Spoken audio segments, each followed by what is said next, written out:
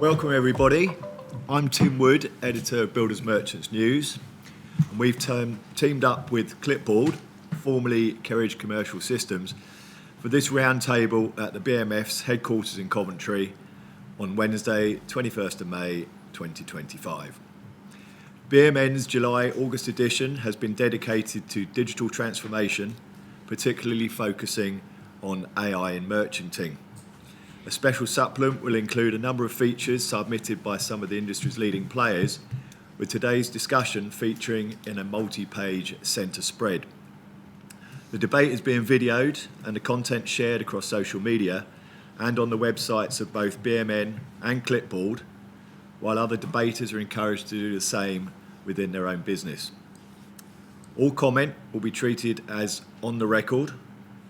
If anybody wants to say something that they don't want included, please let me know beforehand. Otherwise we'll publish the whole lot. There will be a comfort break after an hour, just to allow the filming guys to change their batteries as well. So make the most of that opportunity. And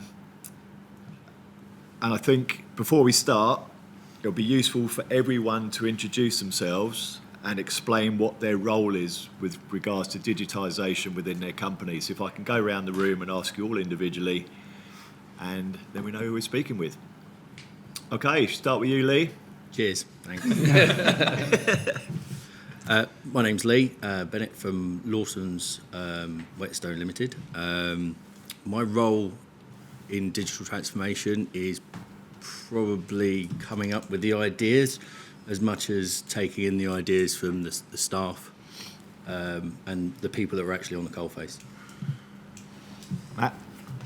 Yeah, I'm Matt Tanner from Start Building Materials. I'm Director of Procurement and Contract Management. So I buy the stuff that people want or need. So yeah, that's my role. Pierre? Hi, I'm Pierre. I'm from the IBMG Group. I look after our commercial operations, and a lot of our digital transformation that I'm trying to drive is that engagement with our suppliers, and then again our engagement with our customers. Wayne Fraser from Clipboard. I'm the Chief Information Officer, Chief Data Officer, and my role is to transform the way that we use information, data and systems inside our business, and that then supports the customers in the way that they interact, and then also driving our commercial data agenda, and particularly in the context of AI. Rex? I'm Rex, Digital Director at NMBS. I think in terms of digital transition, my main objective is to understand what our merchant suppliers need for the future, so we can start building that now. Chris? Chris Cottington from Wolseley. I'm the Operational Design Director, which could and often does mean anything. But my involvement in sort of digital is from a responsibility for helping to lead the modernisation of our systems platform, which clearly has a digital element to it. I'm Bryn. I'm the IT manager at Markowitz, and obviously as an IT manager, fairly involved in all digital things that happen. James? Good afternoon, everybody. I think everybody around the table knows me. My name's James Mitchell. I'm the CEO for Clipboard. That's close, wasn't it? I mean, they said Kerridge, but CEO for Clipboard for Europe. So I have the pleasure of being responsible for our solutions across multiple industry sectors for all of Europe. Jonathan? Good afternoon, everybody. I am Jonathan Chard from Bradford's Building Supplies, and I'm the IT and IS Director. I've been in this industry for coming up to 16 years now, so I have a good understanding of the operational fulfilment. So my job is to create services, internal developed or externally procured, and how we best utilise those to improve our operations. It's a big ask. I'm up for the challenge. John? John Newcombe, Chief Executive of the Builders Merchants Federation. I think most people know me. I guess my involvement today is really coming on the back of our announcement of a joint venture with NMBS. I'm sure most of you are aware now that we've launched an industry data pool. We've set up a separate company called Building Materials Digital Services. And I guess that's at the heart of this digital transformation of building materials, which has to change. I think we are a very backward industry. And by the way, not just building materials, but construction at large. I sit on the Construction Leadership Council, which is the body that runs the construction industry now with government, and it's quite clear that digital and the digitalisation of the industry is a key priority, key strategic initiative for the CLC moving forward. And just to let everyone know, if they want all the updates of the IDP, please turn to Builders Merchants News this month and next. Okay, before we start, James, would you like to take this opportunity to tell everybody about the transformation from Kerridge Commercial Systems to Clipboard? Yeah, please. thank you. Thanks, Tim. Thanks for that. So, firstly, I will welcome everybody to add my welcome to Tim's welcome. Thank you for coming. It's great to have a lot of brain around the table. Today's a free-flowing session for input, and as I said in my 90 seconds of the pre-things, I think for me, events like today are about nudging the industry, and content that comes out of this goes into the different streams of media, into the different streams of content for the industry as a whole, will help people to nudge in the right direction. So we all know vaguely what we're doing, but the nudging the industry as a whole. So that's why they're very important. That's why we like getting involved with events like this. Clipboard. So you will notice around the room we've got our new logos, our new branding. We've been live as Clipboard now for 6 weeks, 8 weeks now. We, as an organisation, over the last 5-6 years, have looked at rebranding a couple of times. Rebranding's hard for everybody who's been through it. It's difficult, it's painful, it's ugly, it's messy, and everybody goes, why are you doing that? And we realised this is the right time for us to do it. So Kerridge Commercial Systems, as we were, it's not a very zappy name, but everybody knows us as Kerridge, so that's fine, and we will be Kerridge for forever for this industry, of course we will be, as we are MAMSoft or MAM in the automotive industry, as we are Inspire in the rental industry. But we service many industries: automotive, merchanting, builders, merchants, rental sectors, fleet management, fleet tracking, and retail as well. And so we wanted to bring a name together under one banner, all the components of our business we serve together. As an organisation, I'm pleased to say we've got 60,000 customers globally now, so it's a large amount of customers, and close to 300,000 people hitting the keys every day using one of our solutions, whether it be an ERP, whether it be an ePod, whether it be an e-commerce portal, or whether it be a field service management tool, whether it be a catalogue, many different areas are.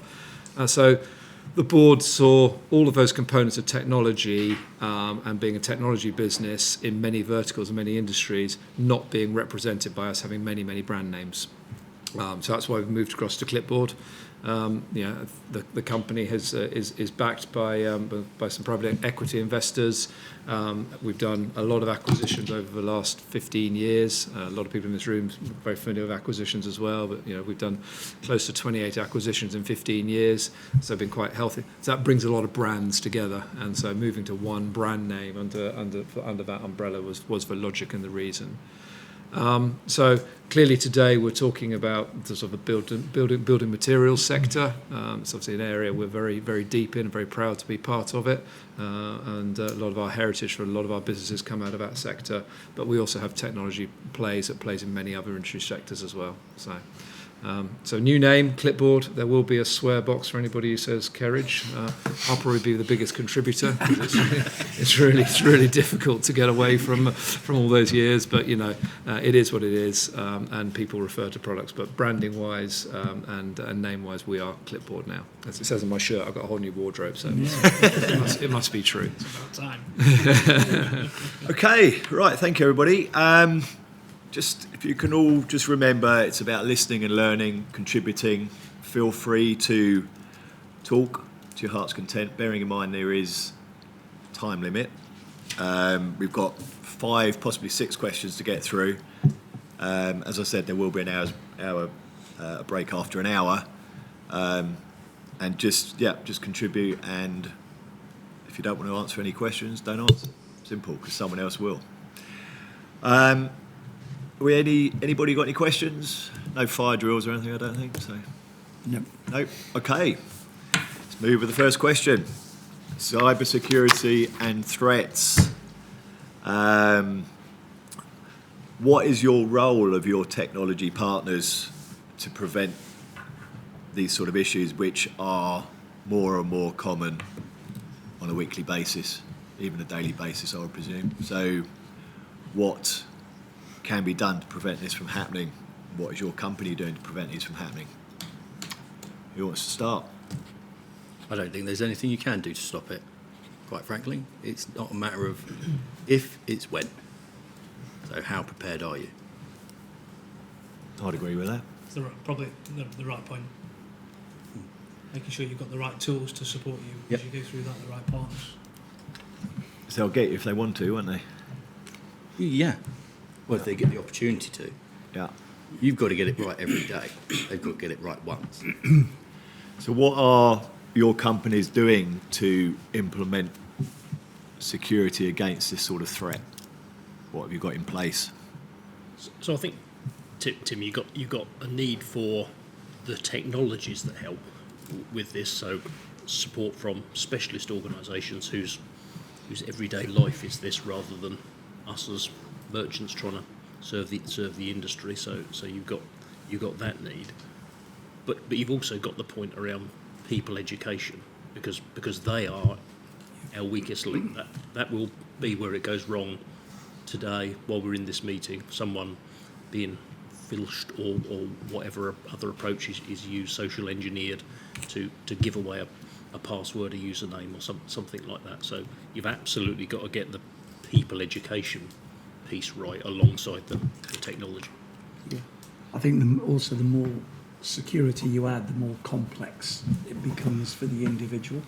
Yep. So yeah, I would agree. It's the user adoption and it's the education, and we can see that within the BMF. You know, as we're cyber security essentials, so that tends to be one of the ways that we measure the organisation. But again, each year that gets more and more difficult to achieve that, and it's more and more about asking users to do things that they don't feel comfortable to do, and it just adds complexity. But you're right, it's the individual, isn't it?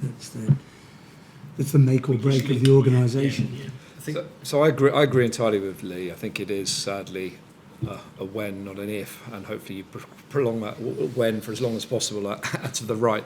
I've been involved in building data centres, running cloud for over 20 years now.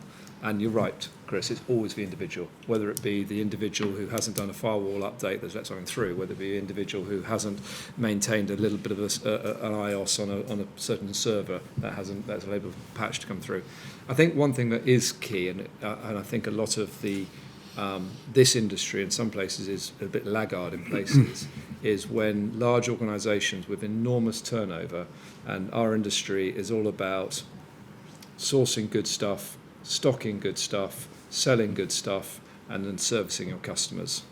And there's lots of people doing the same products, but it's about doing those things well. And we've got some very large businesses out there who aren't doing the basics of putting their capability of technology in the basics where they should be doing. To have the thought of an on-prem server in a large builder's merchant now is kind of scary. You know, those are the hygiene factors. So we can all agree that yes, it might happen at some stage, but there's some things you can mitigate to push that to the right as far as possible. And to Wayne's point, build in the reactions when it does happen to recover from that quickly and fast. Having your own server on premise with somebody in your IT team who knows about it and knows how to manage it, that's great. But it isn't a long-term solution. So I think that's a scary thing for many of the people in our industry, thinking they're okay because they've got Susan or Peter or John who knows their IT infrastructure well, and when that happens, that's a risk for them, a big risk, and I think that's my concern. On the flip side of that, though, the business that has the on-prem server is then in control of what does or doesn't happen. Yep. Whereas if you outsource everything to cloud, then you're reliant on somebody else. And I think that's something that certainly Markowitz has struggled with. You know, we still have on-prem servers. We have been ransomware a number of years ago. We recovered from it very, very quickly and put measures in place to hopefully stop it happening again for as long as we can. It's a when, not an if, but you're in control a bit more of your own destiny, and you're always going to do what's best for you rather than necessarily a third party that will be concentrating on everybody else.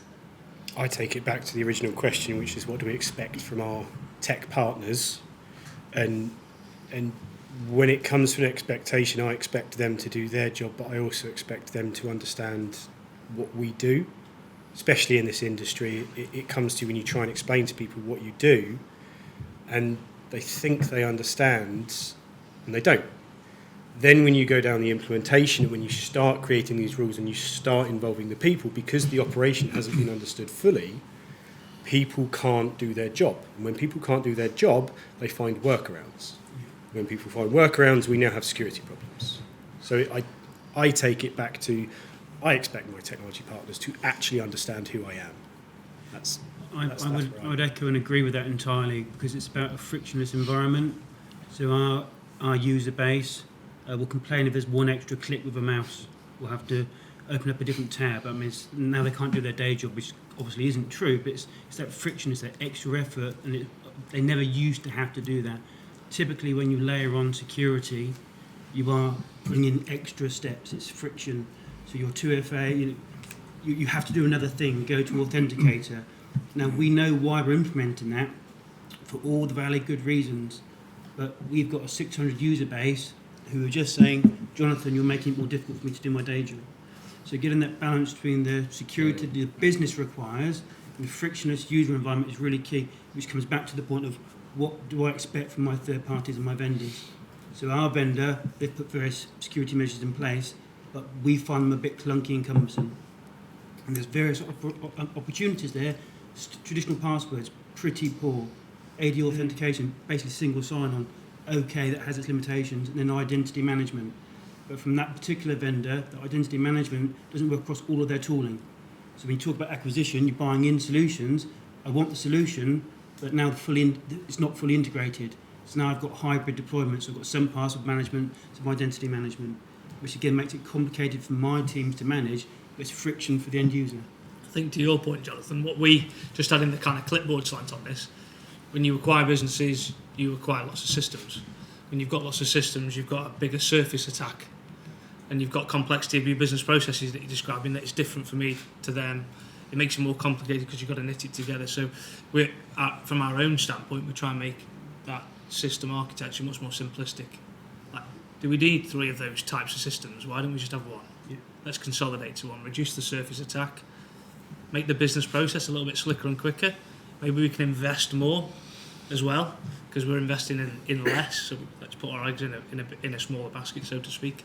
And then, to your point, Chris, it makes it easier then to support the user community and train them and educate them, because we're not going to think about 3 different flavours of that. Yep. Understanding and training. It's a tough gig, right? Because it's everything's the same. It's the leaky bucket scenario, isn't it, in some ways? But I think having a structure around how you go about that transformation, like where's the most prevalence of the attack? How do we make that amazing? And educate our users, then move on to the next one. But the simpler, the better, and the fewer systems. That's certainly what we're focused on. I think as well, the role of a technology partner, security features, single sign-on, 2-factor authentication, they shouldn't cost money. There shouldn't be a barrier to it. If you're buying the product, you expect the security to be there and built in and available for anybody who wants to use it, and putting a cost on that doesn't help anybody. So again, I think to answer the question, features should be built in from standard, and they shouldn't cost on a regular basis to use those features. Do you see that a lot in industry? Yes. Life? Yes. All the time. Yeah. Identity management, again, different vendor, I appreciate. Originally designed for SaaS, we are on-prem but not in our merchant. We are in a secure data center, so private cloud, if you will.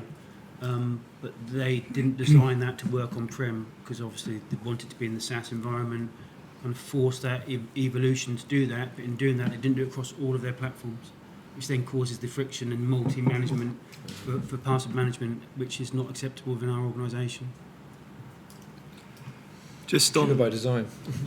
Just on the Yeah. perception of the importance, I don't know whether, John, it was at the BMF conference or the NMBS conference, and there was a whole session given over to cyber attacks, cyber security, and I think the speaker just said it can happen to anybody regardless of size of company, however much money you're worth, and the damage is awful, basically. So how is the perception of it within industry? Do employees around of businesses around the company, do the sector industry in general, is everyone aware of the dangers or the need to keep software and systems updated?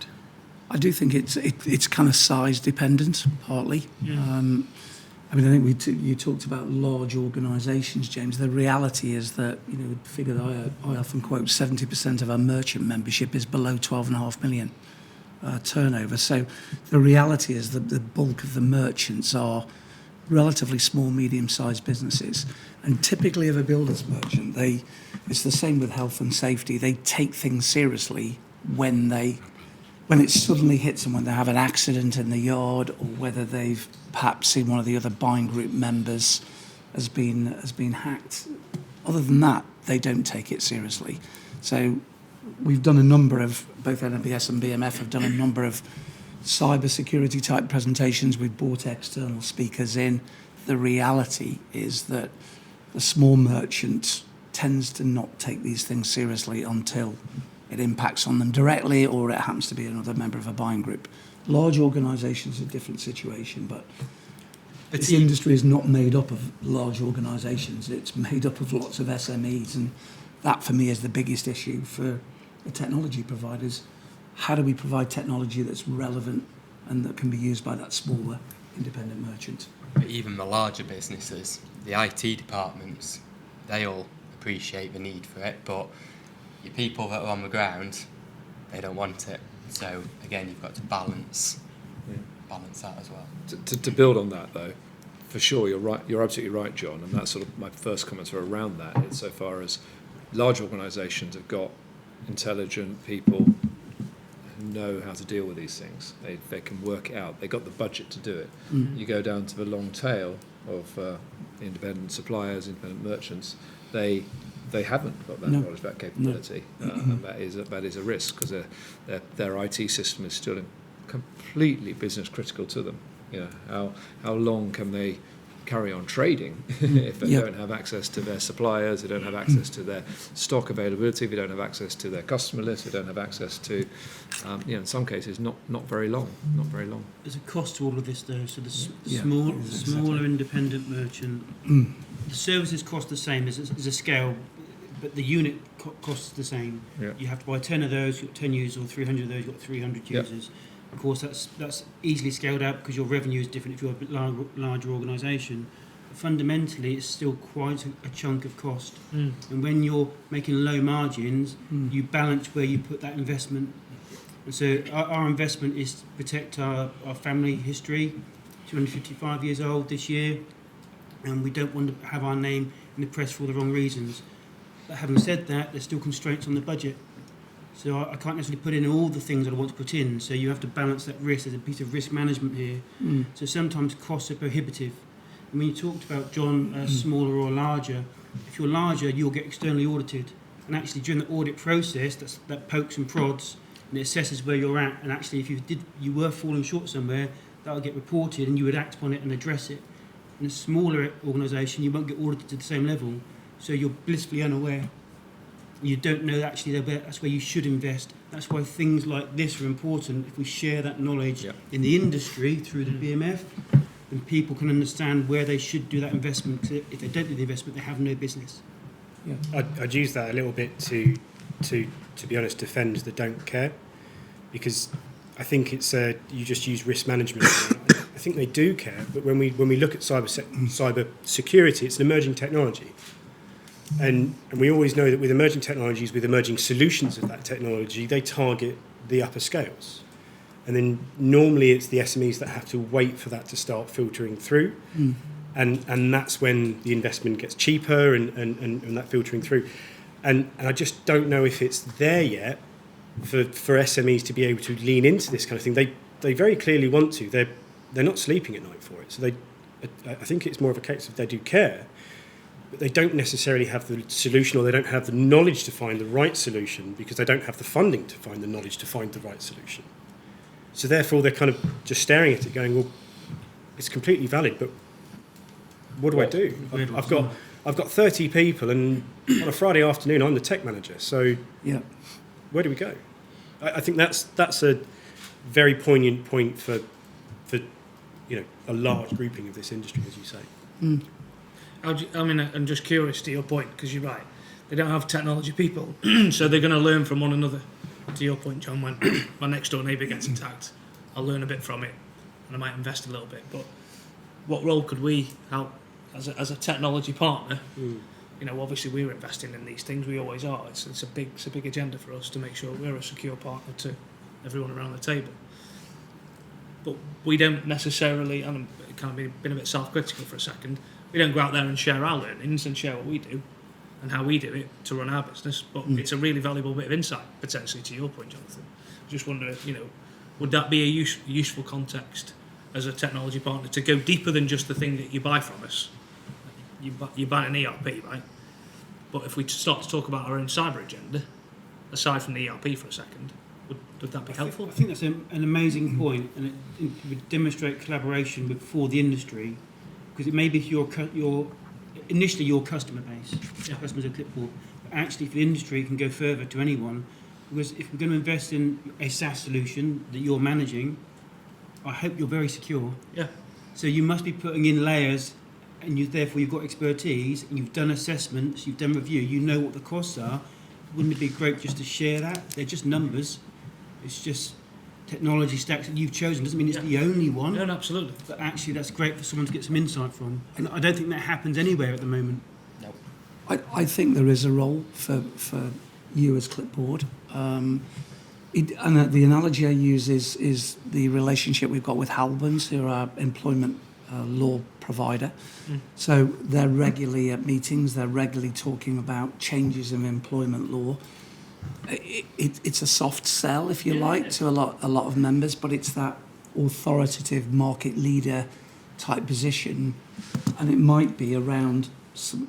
Did you know that the 6 steps that you can follow here, basic steps that regardless of the size of business, this will help your cyber security.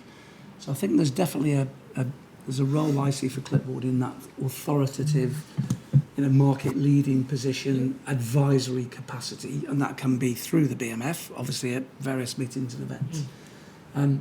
There may be some commercial benefit out of that, there may not, but it's taking that authoritative stance. The reason we've got involved today is about nudge. Okay, so what goes out in the content is about nudge. Yeah. That's another fabulous nudge. It's about trust. Why shouldn't you? Why shouldn't you be there giving your opinion of what good looks like? Yeah, absolutely happy to take an action there to do that.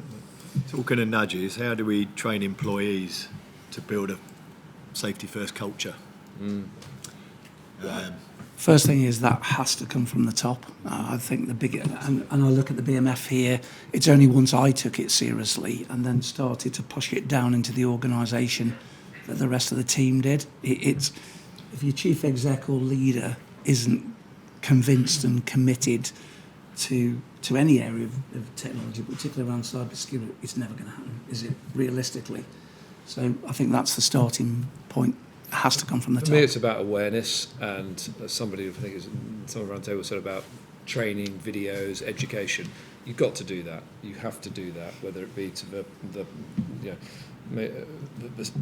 anybody touching any IT system has got to have some sort of awareness, because otherwise you're just hearing what man in pub said. Man in pub said this happened, and that may or may not be true. So John's right, leadership from the top, exec board sponsorship, exec board control, sort of really seeing this as we see it actually as our number one issue. It's the number one issue we have on our board meeting every month, every month. It's the number one issue. Forget trading, forget where we're going, forget technology investment. It's the number one issue we have on the board meeting every month, because that, frankly speaking, is the thing that can kill a business. It can kill a business overnight. Yeah. So we're all in business for increased shareholder value, and that's the number one thing that can increase a business, kill a business very quickly. So it's number one item on our board meeting, taking the board meeting downwards, and then education around the business. You're right. But how does that, from John's point about, that's probably okay for everyone sat around this table because they probably can see that. But those little guys, they've worked out that they want to be famous for selling timber and bricks. They haven't worked out yet that they also need to keep an eye on the sort of the hygiene factors, I would put, like security.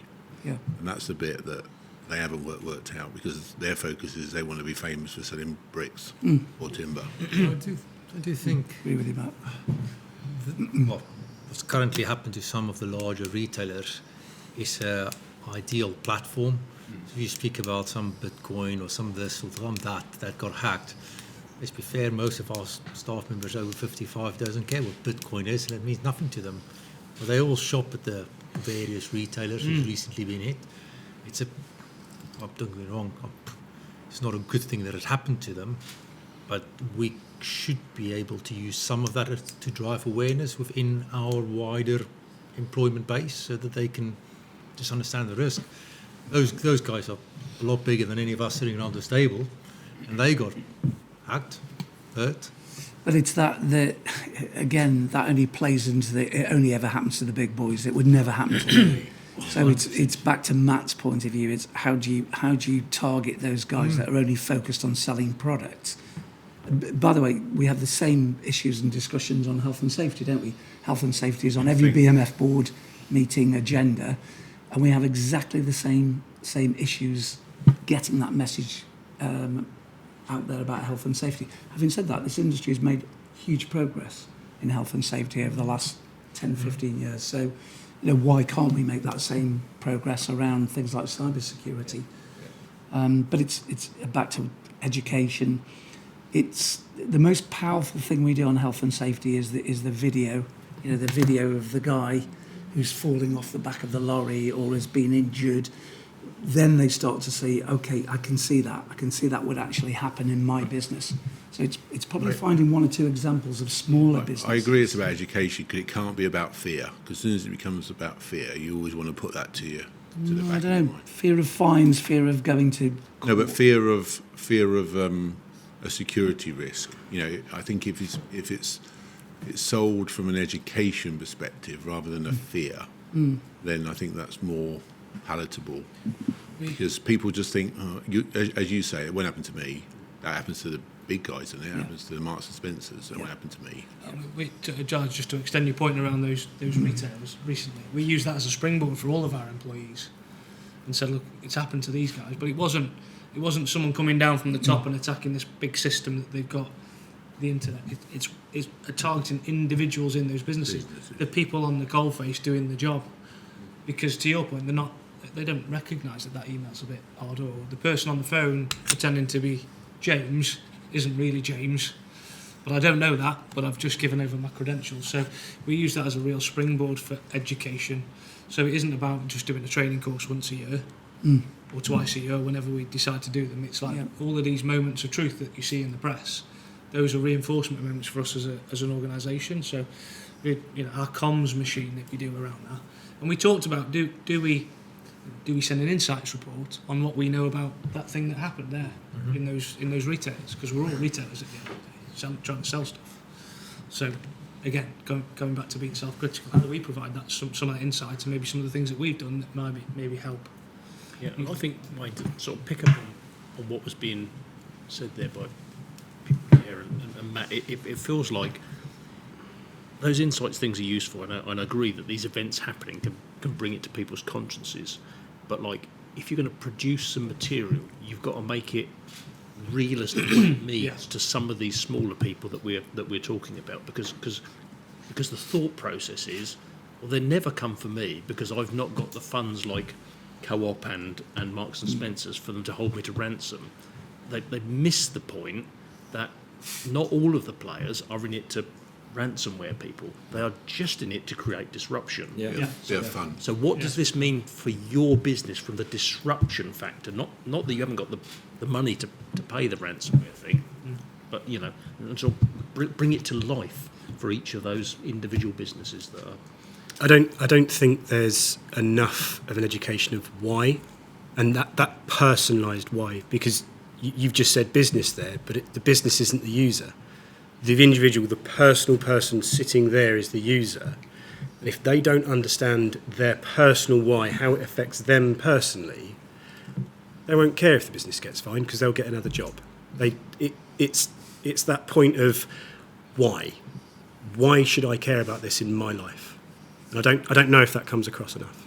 Interesting. I also think that there's a desire not to share when you've had an incident if you can get away with not doing. So you hear about Marks and Spencers and Co-op because they're massive and everybody wonders why the shelves are empty. But if you're the little guy, you're not going to broadcast that. You're just going to fix it, get on with it, move on with it, pay the fine if you have to, and that will be the end of it. So again, I think maybe there needs to be a bit of a drive towards getting the little guys to share when they do have an incident, how it happened, what we did to fix it, Very good point. and what we're doing to stop it happening again.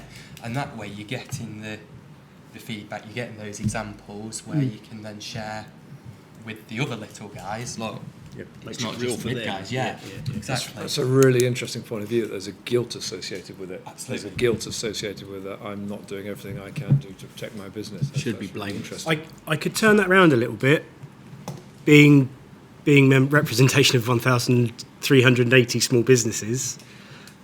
We get notified more by small businesses about what happened than we do big businesses. So we have continuous comms with, you know. But do you share that information externally? That's the point. Yes. Yeah.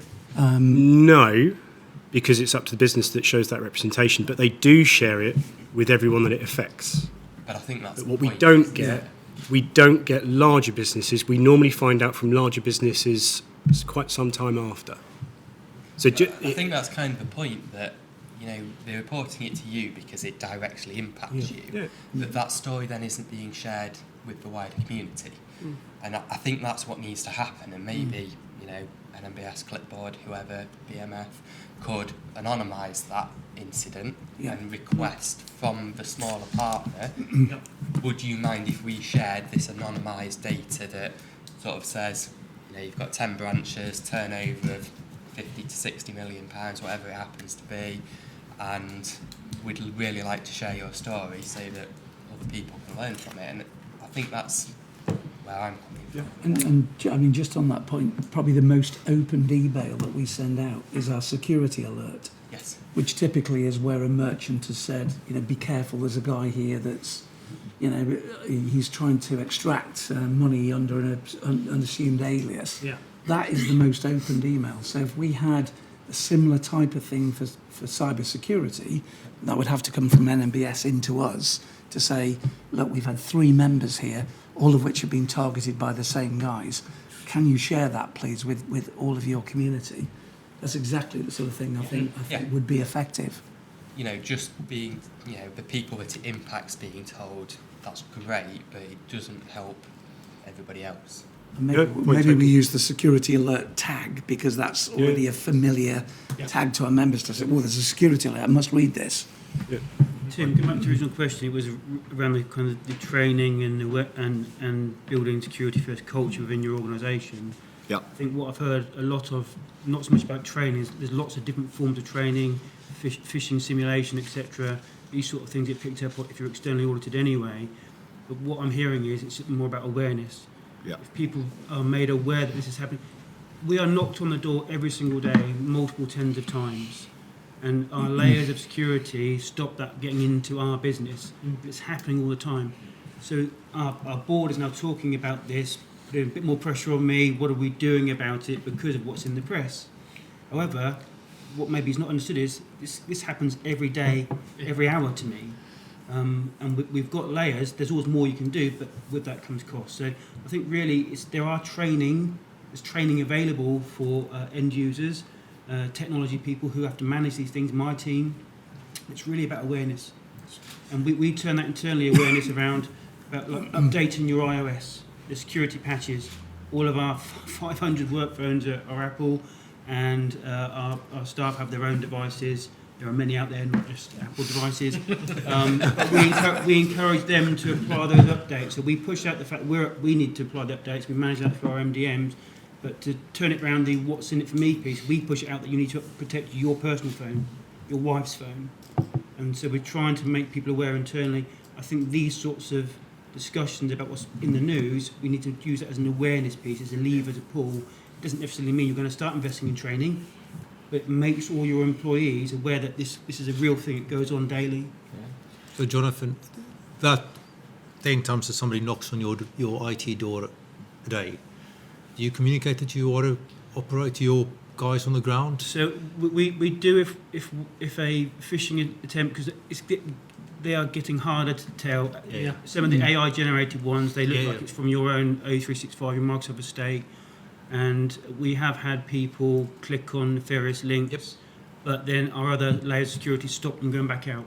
Yep. So they've got through in the body of the email. Someone has gone, oh, that's interesting. Do we share that information? Yes, we that do. happened Yes, we do. to everybody? So we don't say who's got it. We contact the individuals who have fallen foul of it. We tell them directly and we explain to them. But we use that event. So once a week we'll communicate out to say that this has occurred. Please be mindful of this happening. We're trying to do that kind of awareness. Good. But it's the point being, though, it's not about scaring people. Mhm. Because they won't understand. It's like, well, that won't happen to me. Oh, well, that's stupid anyway. The reality is, at some point, you will click on something that you probably shouldn't have. Oh, no, I shouldn't have done that, but it's too late. Exactly. Okay, I'm conscious that we're taking quite a lot Question of time. one. Question one. If we carry on like this, we'll be here till 6 o'clock. Yeah. But I just there are things that can be done. I don't want to go on too much because this is the first question, but there's a question here that says, why conduct regular security audits and penetration testing? And should you use access control and identity management? Now, there are things to stop cyber attacks from happening. Are people aware of these sorts of things? Yes. Yes. We are. Yeah, so It's whether they are. yeah, okay. I think so, that my comment around that is raising what I think either Bryn or Jonathan said about cost, and it's built-in cost into the initial infrastructure is one thing to get there. That's fine, but ongoing cost around security has to be security by design. And I think 2FA to many things is a good answer, but it's painful. It slows people down. You're going to have the lowest common denominator of somebody using a system who's not going to know how to do that stuff, and they just won't be able to do their job. So you can't preclude them from it, and I think that's a big concern. Us sitting in ivory tower technology is it's easy, just put 2FA on everything and you'll be okay, but it's not possible to do that in every workflow. okay, so there is support in place that just need to come to the likes of Clipboard. Well, I mean, that's the reason the government first introduced the Cyber Essentials. Now, actually, I don't know how many we religiously make sure that that's the base level, if you like. I'm sure most of the guys do. What we don't know is how many of our members have even got that base level cybersecurity essentials in stage. But at least you get your... Or not? We don't actually, No? Tim. No, Okay. and actually that's one of the action points I think from here, because that should be the most basic level. Question because I don't know what it is even. Yeah. No, exactly. It was heavily publicised at one stage by the government. I mean, obviously we're talking sort of 3 or 4 years ago. But we've always that's the one thing we've said, we always must maintain that as a minimum level. And each year that gets more and more difficult to achieve that cyber essential status. So that's something we could be doing, is actually promoting that and finding a way that to encourage our members to do it. If you're PCI DSS compliant, depending on your estate and what scope you fall into, you will already have quarterly ASV scanning going on. We also subscribe to have an ad hoc. So if we make any changes to the perimeter, any changes to our online presence, our website, we'll do our own scan. That's obviously a low-level intrusive event. However, but as part of PCI DSS, every year there's an ethical hacker, 5 days, trying to get into our network, and they do this report. Again, we need that for our auditing purposes. So there are tools out there. There are many companies that offer these sort of services, and I would suggest that anyone that is trading and in this digital landscape will probably have some form of a web presence, if not just promoting their brand, if not transactional, that they should invest in that at a bare minimum. Give out a number of endpoints, your internet IP address, and get that to be scanned by an expert, because I don't profess to be a security expert. I am not. I'm just responsible and own the challenge. I much prefer to pay somebody else to make sure they do the job right. Too big a risk otherwise, isn't it? Yeah. Okay, so that's the first one. Moving on to adopting artificial intelligence across your business. Few groans there. How do you address the future? Is it by using AI? How do you assess your readiness? How can it help? Where can it have the biggest impact? There's loads of supplementary questions. I think this conversation will just naturally form and run. So AI as a whole, are your companies using it? If I jump in there. Go on. Yeah, off you go. It's been interesting. I've probably had engagement with 30 plus companies about AI solutions in the last... Everyone's got one. in the last, say, 16 year to 18 months, we are looking for a solution. It's very specific. I don't know if AI is always necessarily a solution we're looking for. I think a lot of what we're actually looking for in our business is better data management, maybe something closer to machine learning, in my personal opinion anyway, than AI. The question is not that difficult. The problem is we probably have the answer. We just don't know where to look for the answer often. And it's then, what do you want to achieve? Why are you engaging with AI? What's the problem you're trying to solve? Because I've had a lot of engagements with a lot of AI companies. Some has contacted me, and I've actively pursued others to understand what they can and can't do. A lot of the AI companies, sell themselves with AI companies, do not understand our industry. They work with the big multinational retailers, and they understand those questions and challenges. But to get them to understand our challenges, the amount of engagements I've had with one or two of them that stretched over 3 months till eventually we get to the point where they go, oh yeah, we can't answer that question. I don't know. I think better understanding our own data is a much bigger question, in my opinion, than AI. I'd fully into that, because I wanted to jump on that in the start, is where we probably need to start with AI is caution. Yeah. Because we do not understand it. This industry does not understand it. It's going to take an extremely long time to understand it. And when we do understand it, it will have already changed. So but one thing that we're trying to get into, and we raise the IDP here, is AI is built around data. It's a mathematical equation around data. So if you give it poor data, it will give you a poor result. We already have an initiative in the industry where we are trying to increase the quality of our product data.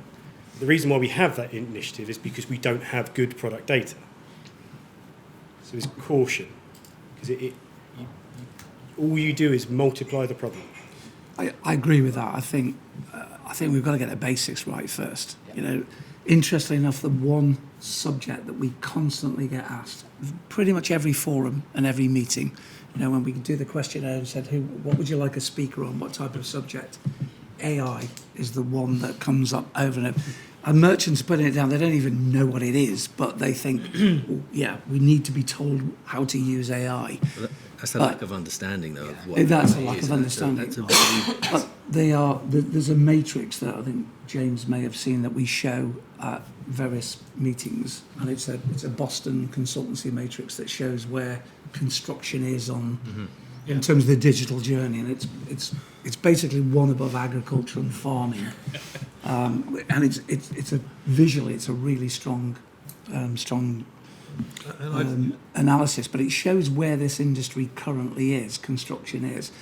We've got to get the basics right, and I agree with Rex. The IDP is all about let's get the basic product data flowing through the system right first before we start thinking about how we're going to manipulate that data using AI. So I'm really glad that Pierre said what he said, because there's a lot of hot air around AI.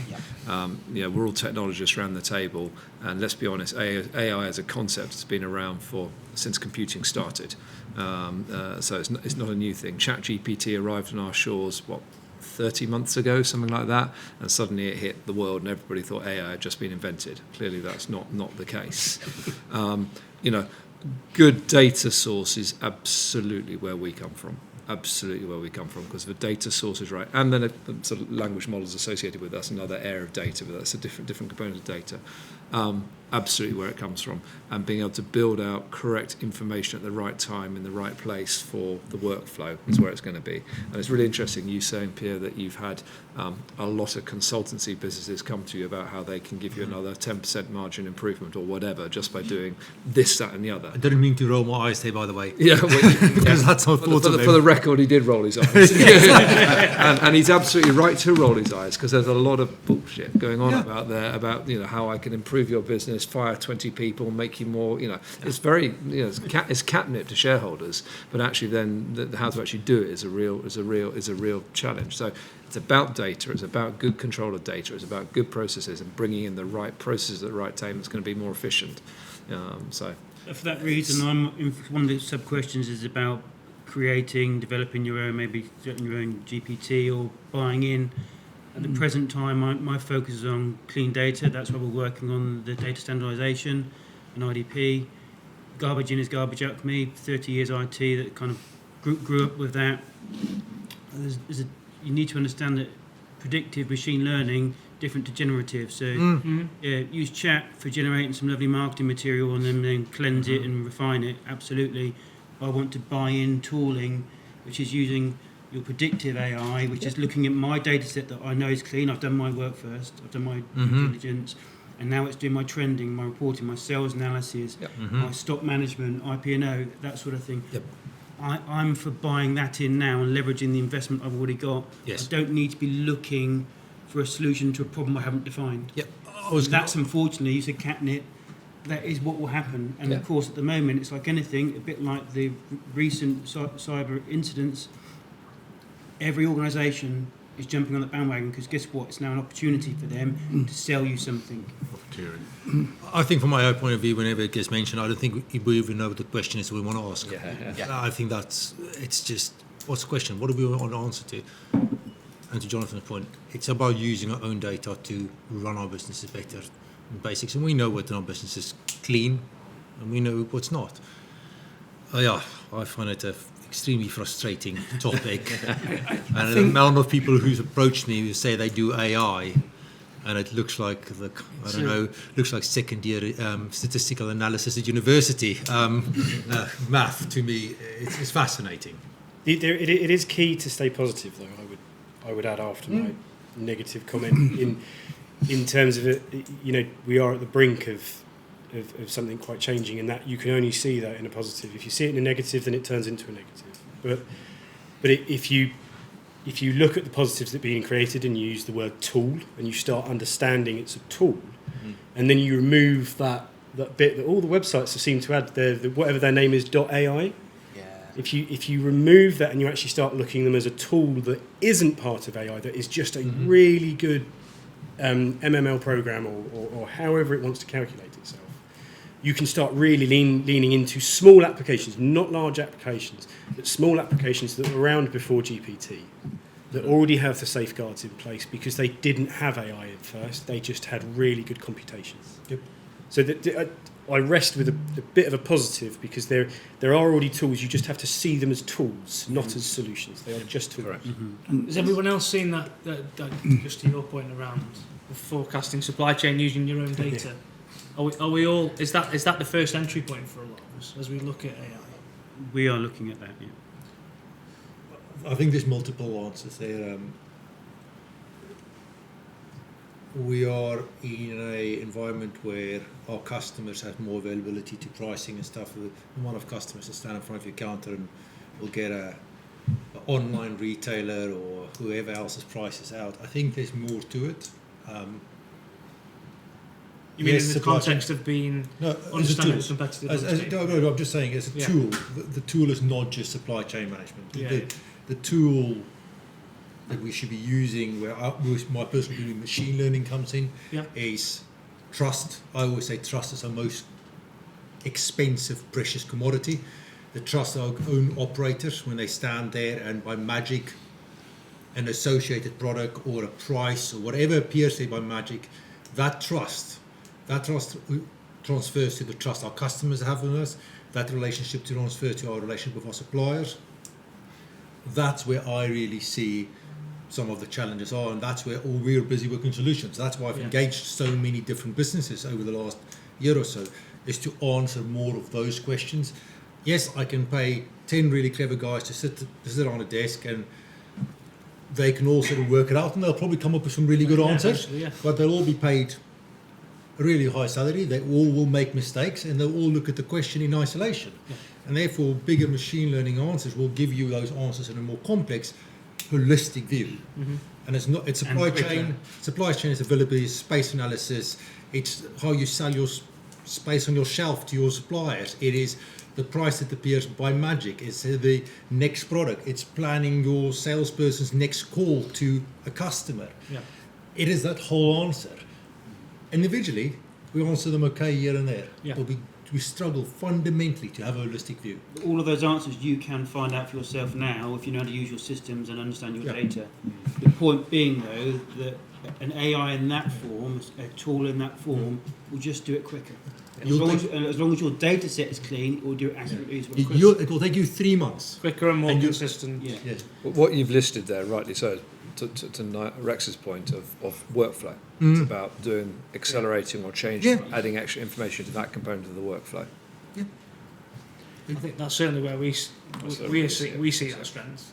And you shouldn't have to go out to something else or something that's completely alien to you.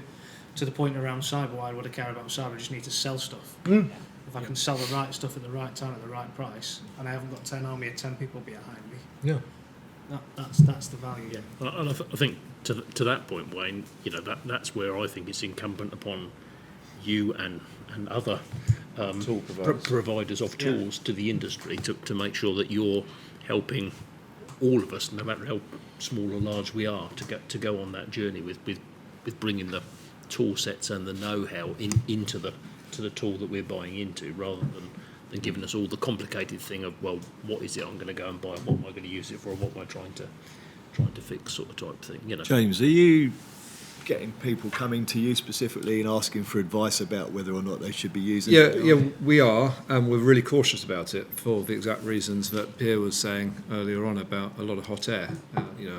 We're a trusted brand to many customers and don't want to just produce something that's not meaningful in that workflow of being able to help them to be more efficient. Our first flurry into this will be around the parts industry and being able to find easily the right part for the right car. I know it doesn't play in this scenario, so excuse the workflow, but I've got a BMW 3 Series from 2022. I've got 15 different brake pads that could fit that vehicle, but actually only one of them will fit it correctly and efficiently in the price range. So that's a perfect use case scenario, but actually the person who's got that knowledge today sits behind a parts counter in a parts factory or a garage. They're a very highly skilled individual, and they know exactly, because they've got 25 years of experience in the workshop to understand it. Put a 20-year-old in there who's just come straight out of university, he's not going to be able to pick that right part and get it right first time. That's a perfect workflow for applying intelligence to. And to someone's point they made about being the right data pool, it'd be the right language model to be able to get the right questions in there around that. What does a filter mean? What does a pollen filter? What's the difference between a pollen filter and an air filter? All these components of language combined with the data. So that workflow is a great example for where AI can absolutely help to find that right part first time. And there'll be many more workflows that we'll build out. Is it just on the upskilling of the workforce? So are people actually bothering to do that? Are there bigger priorities within the building materials sector, or is AI just at the back of people's minds? And I I think there's a concern that using AI can actually de-skill your workforce because they're relying more on something else to give them the answer. So to your point of your 25 years of experience versus your new guy in the shop, the new guy in the parts counter isn't going to learn because he's got something telling him. He doesn't need to know because he knows he can just type it in and it'll give him an answer. Yeah. Whereas the guy's got 25 years experience that knows that part, well, he knows that because he's been out, he's made the mistakes, for want of a better word, Yeah. and he's learnt from it. And the guy that's just come in isn't going to have that. And when he gets a part and it doesn't fit because everything makes a mistake at times, he's not going to know what to do with it. But isn't it another tool? So if I go back to my days doing maths and looking up log tables, Yep. and I look at my kids, just stick it in a calculator, it's just another tool for them to allow to get to the same answer, isn't it? Yeah. It's a tool, but I feel like we're going to put too much on it. I probably disagree, because I think it comes back to the question we ask.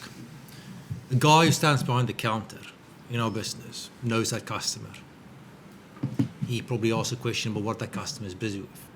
It's maybe not the same question as what it is when I've come in with my BMW 3 Series. It's probably a different question. I think the question that, anyway, from my perspective and us as a business, because we have a budget on the table. We are intending to invest if we find the solution that will answer the questions. We know what the questions is we want to ask or answer, because we are answering them today. And I've got a bunch of people there who are incredibly intelligent, but they will be better served actually selling that answer into our business. It comes back to my point. Trust is the most precious commodity. Our customer trusts that guy who stands there for 25 years. But we can better inform our guy that stands there for 25 years to make a quicker decision, to actually have, when he wants to sell the tube of silicon, it be in stock, the supply chain managed, be the color. We might have never stocked it, and that's where iterative machine learning algorithms comes in for me, because you make a change, you repeat that change. At the moment, it takes a team of bright people 3 months to iteratively implement something. We've got a bunch of different brands that all trade slightly differently. So it takes them a year to implement a model where we're looking at something that can do that over the weekend for me. And on Monday, our team of people can look at which question they want answered that week, and then with a level of trust and confidence, implement it with the leadership and our customers. So I think it goes back to the question you ask. Because I don't want to replace a guy with 25 years knowledge, and I don't want to take his knowledge away from him, and I do want him to still make the same mistake, grow with that customer, and that customer know that he can ask him certain questions, others not. But what you do want to do is inherently fine-tune that knowledge so that when he does leave, or you've got another column of people, that they, to James's example in automotive, that can be shared out at the snap of a finger. Yeah, and we've got it on record so that what should I have offered that customer already is on it comes up by magic on the screen, and we can train our younger operators to use that. Yeah, but they invest their time not in thinking, I need to go and speak to Pierre next to me, she's got the knowledge. They instantly know what I need to sell, and I'm gelling myself up on what that thing is so I can explain it to the customer. I think the other thing, Pierre, that comes into that, I think, is that, you know, there are going to be a generation of people that have come through education just experiencing this stuff. Yeah. And we already know what it's like in you know, there are a ton of jobs that you can do and get paid the same money today rather than come and work in our wonderful industry and do a pretty dirty job with sometimes not the most pleasant people on earth, sort of type thing. So we have got to protect their business for the future and embrace some of these tools, because we're going to have a generation of people coming through. We're going to have the same problem as the fruit pickers, not having anybody wanting to do the job if we don't do the right things. I think it's a great point though, Chris, because as a technologist trying to recruit technology people, the question they often ask is, what technology do you use? Yeah, it's a stack. Yeah, what's your stack? How? And they ask the AI question, and then if you give the so-called wrong answer to them, that you're not using the best-in-class tools or the most innovative tools, then they don't want to work for you. Plain and simple. So, you know, you've got to get on that journey. We've certainly found that in some of the technology areas that we invest in. If we don't invest in those types of tools, we're not going to attract the best colleagues. And my other giveaway comment is, I think perhaps the other thing in your sort of nudges space that you could perhaps do is to help people understand the difference about all the different tools and the risk, stroke the quality of the answer that they're going to get from the tool that they use. Yeah. You know, there are a ton of people who do not realise that if I put all of my stuff into ChatGPT and keep asking these questions, I am providing my data to the whole world versus doing it in a way that's controlled with it. You know, we need, you know, probably most people around here have got big enough organisations that can help with that. But to the conversation we were having earlier about the smaller guys, you know, we need to help try and protect them as in the industry. I think we need to recognise as well. So we spoke about AI in procurement, we spoke about AI about in the back office and bits and pieces like that.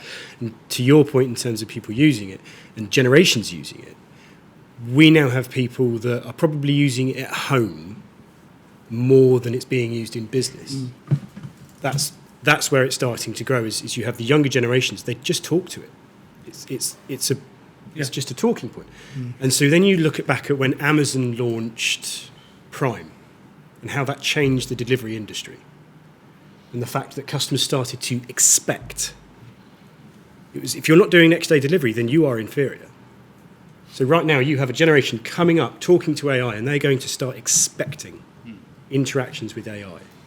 And we can try as hard as we can to introduce it in the back end of our systems, but our customers are going to start expecting it at the front end.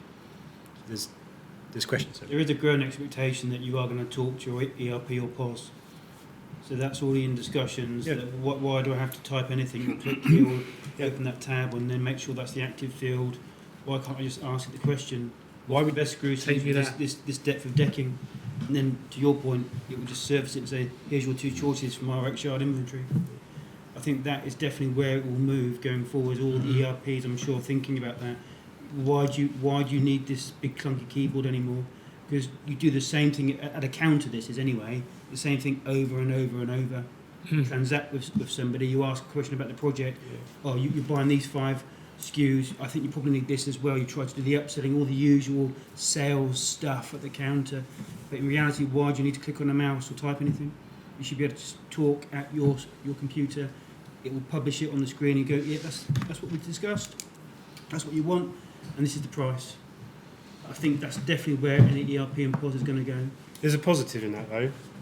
The positive in that, though, is that means that you can spend time. So instead of talking to a computer, you have a bot next to you while you're talking to your customer. Jason's in Farnborough are already using that. When we went to see the Farnborough new concept store, that's exactly what they're doing. Yeah. And then it's not that they've got rid of staff, they've redeployed the staff, as you said, more to that sort of face-to-face conversation. It's just giving them, I think my point, it's giving them a tool that allows them to up their knowledge and have a better conversation with that customer. Yeah. Giving that customer some confidence that actually we actually know what we're talking about. Because you're gonna lose that 25-year-old that has been on the job for ages and knows every type of brick going. You are going to lose that, and you know the workforce is becoming more flexible and will travel around more and move around. So you won't get that. I don't think you'll get that level of loyalty as you did perhaps in the past. So it's just another tool, and I think you have to look at it that way. We see that. So obviously at the Connect event, we launched Copilot, which is exactly what you're describing, Jonathan. To your point around how do we build all of that inherent knowledge in a model that's industry specific. It allows you to springboard all of those questions, answers. What should I sell with this? What do we sell most with this? What's the alternative to this? You're doing a lot of that stuff manually today. But you're right, Matt. It's an and. Yeah. You know that pool of people who are really knowledgeable about product and the right product. Frums is complicated. It's so complicated in our industry. We're not buying a tin of beans here. It's complicated stuff. And then the pool of people who are good at getting that sale and making sure that tradesman is served well. And the overlap of those two is very, very, very small. So the first pool should be easy to learn and train. can we help them do their job better? Better, yeah. And up that discussion, if you like. James has said we should do the importance of catalogues and data insight. So I'm only going to bow to his greater knowledge. This has been split into the two. We got 3 points about catalogues and 4 points about data insights. So as far as catalogues are concerned, does having a better product catalogue make things easier or harder? Easier. Be more clear what you mean with a data. James, be more clear about what you mean. Because that can mean a few things, and there's a few things that can hang off that. I think the purpose of a question is really to understand how data in our industry is a bit ad hoc at the moment, people light. We've had many attempted solutions of it. The work that's gone on in the last 2 years, led by the gentleman on my right, led by Rex, led by myself, Pierre, is absolutely critical to be the bedrock to get it right for the industry. And I think that's the purpose of the question, to discuss that and to almost promote the benefits of that. So it's more about the accessibility to a full range or a wider range of quality product data rather than, say, the catalogue. Correct. So I think those slightly different. And maybe we've cuckolded the question by saying catalogue, because by catalogue we mean product information. Yeah. So in my brain, the core construct of information from a manufacturer who's manufacturing a product, he knows everything about that product. It's Chinese whispers from him the whole way down to the tradesman who's going to be installing that product. Now, that's not okay in the 21st century. That's not okay when we're going forward. And as our job is to provide tools to the industry to do stuff, whether it be a choice through the ERP, whether it be a choice through the e-commerce portal, whether it be a field service management job workflow tool. If the field service management job workflow tool doesn't have the right information at the point of install, then that tradesperson or that installer could be getting it wrong.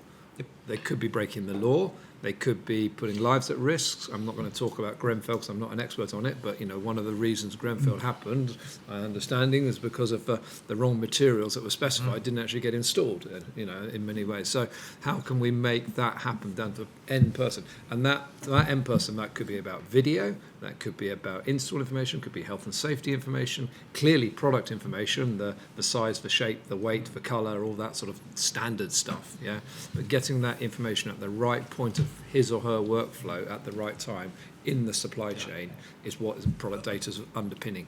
We clearly find that important, so I wouldn't chair that working group if I didn't believe in it, and it was passionate about it. I've worked with Pierre for must be 2.5 years now on this. Yes. We share a common passion on this. The importance, you can't overlook the importance. It's important for different people for different reasons. You touched on compliance, you touched on regulation, you touched on understanding. Is there a cost sheet? What's my specification? What's my diameters? What's it composed of? There's so many key attributes that it was a mixed bag whether a supplier or manufacturer had that. Typically they would have it. If they manufactured it, they've got the recipe, but they might not have it in a format they can provide, right? And that's the key. So having that data in a format that one can provide, in a consistent data, so everyone understands the attributes, that was key. That's what we've been on the journey with the BMF for the last 2.5 years.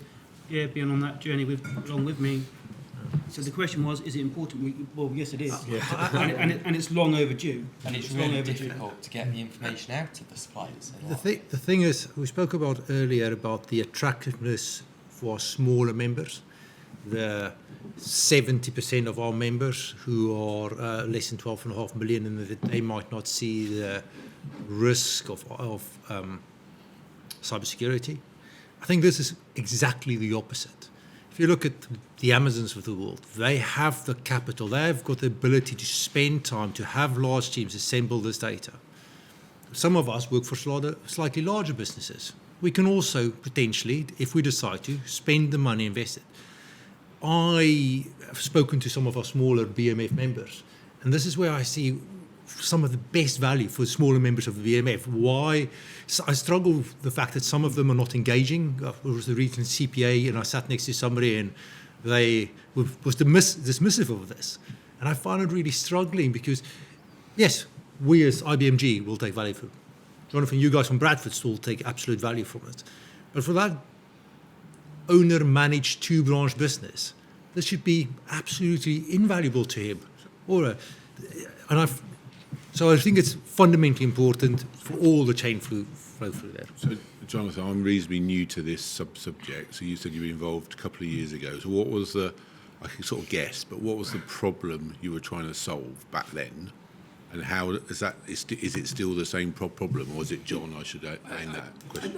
I think initially this project emanated from the fact, and it was actually one of our board members who was a supplier, who basically said, this industry is ridiculous because I have a team of 6 or 7 people supplying the same product data, but in one format for Jewson, one format for Travis Perkins, one format for Fortis, one format for IBMG. And it's almost like a job creation scheme. And then the ability to get that data wrong in that process. So I think the concept, how it started, was a vision, if you like, of, as it is in other sectors like the automotive industry that James has talked about, why can't we have one industry data pool where the manufacturer puts the data in once in the same format with the same classification system, which in our case is ETIM. ETIM is the classification system that's been adopted by every other country in the world now, the standard sort of technical classification system. One classification system where the suppliers only has to submit this data once. There's one cost for the supplier, and then the merchant sucks that data out of a central data repository, and that should be held by the trade association, as it is in pretty much every European country. Okay. And then you look at electrical, which is a much smaller sector, the electrotechnical sector, where progressive merchants came together, the likes of City Electrical Factors, and said, guys, can we just not get together to do this once?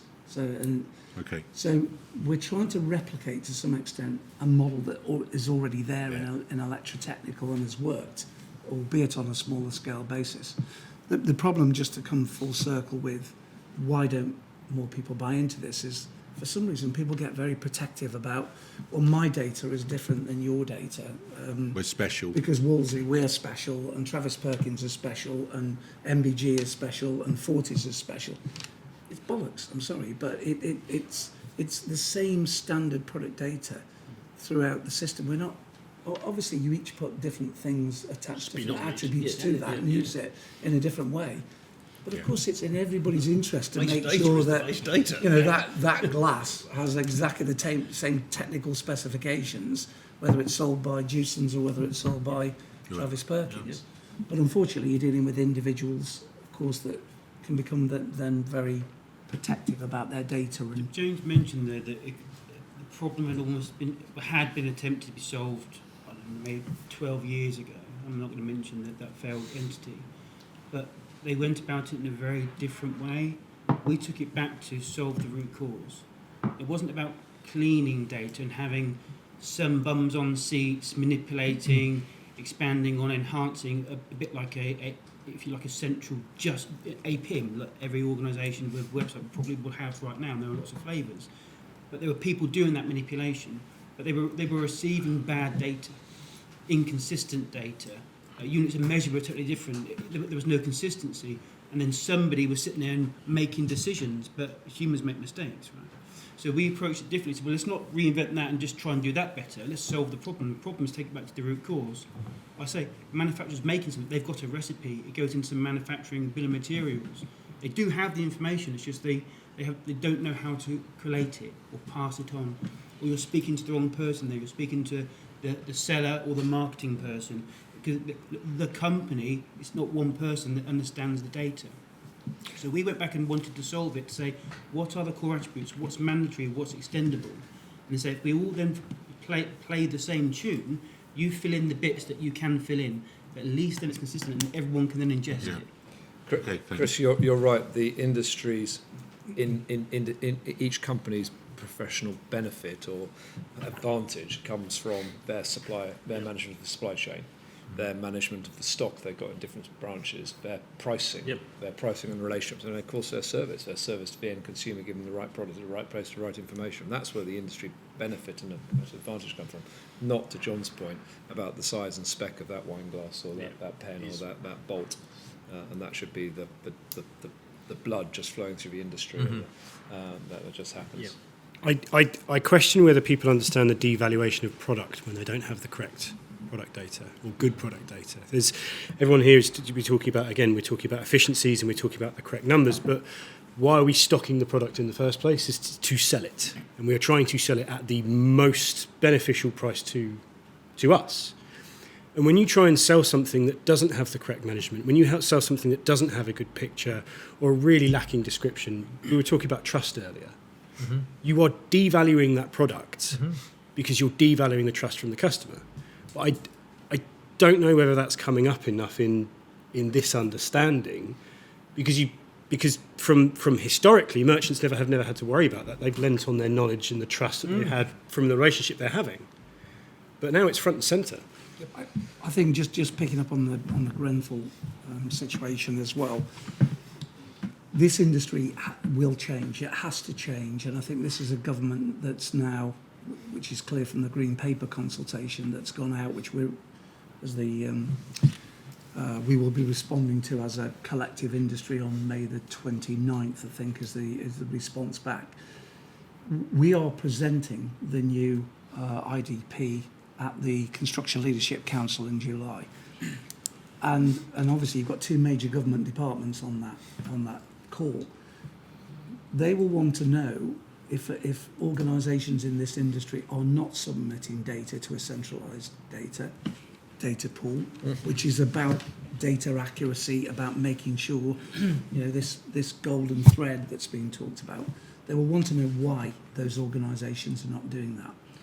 Because things like CCPI, where the information that you give at branch level to your customers, if that is ever come back, if that information is incorrect and has led to a tragedy, God forbid another Grenfell, then you as the merchant will actually be held responsible, because it's at that point when the specification of the product, actually you don't need this, you need that one.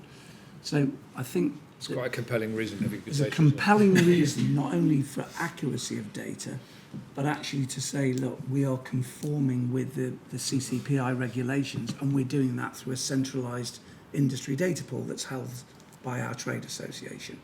Do you think that regulation will waterfall down, though, to the end consumers? That's the key bit, isn't it? It's that we've got this great data, but then if we all choose not to consume it, then it's not going to go anywhere. So I almost feel like that regulatory piece needs to waterfall down about the consumption of that and the consistency of use over time. And we see that in a lot of industries for enterprise reference data that we're creating.